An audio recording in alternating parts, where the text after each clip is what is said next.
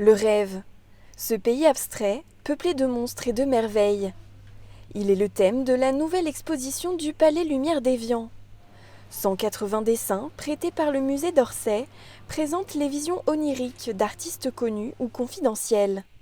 C'est vraiment une promenade, déambulation comme on peut faire dans la nature, c'est-à-dire partir sur des choses réelles, observées, réalistes, ou partir sur le rêve et pourquoi pas la méditation, et en tout cas vers un ailleurs qui appartient à tout le monde et que ces artistes vraiment sont capables de créer avec quelques traits, quelques lignes, et parfois juste en noir et blanc sur une feuille de papier. La feuille de papier, le point de départ, le support de toute la créativité de ces artistes. Elle fait de ses œuvres des objets fragiles rarement présentés au public.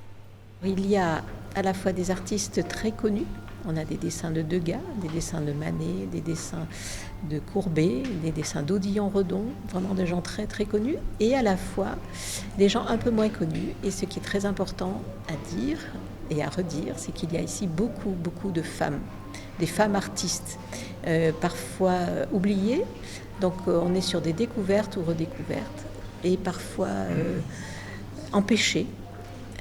Des femmes pour qui l'accès en fait aux études artistiques était difficile, milieu 19e, milieu 20e, donc l'école des beaux-arts n'a pas ouvert ses portes tout de suite, et quand elle ouvre ses portes, c'est vraiment pour peu d'enseignement.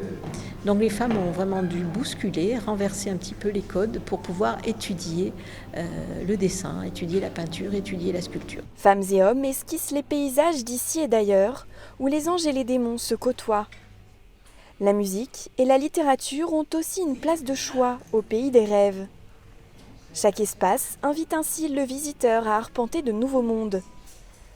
Le rêve, couché sur papier, au crayon ou à l'aquarelle, prend une autre dimension qu'il appartient à chacun d'interpréter à sa façon.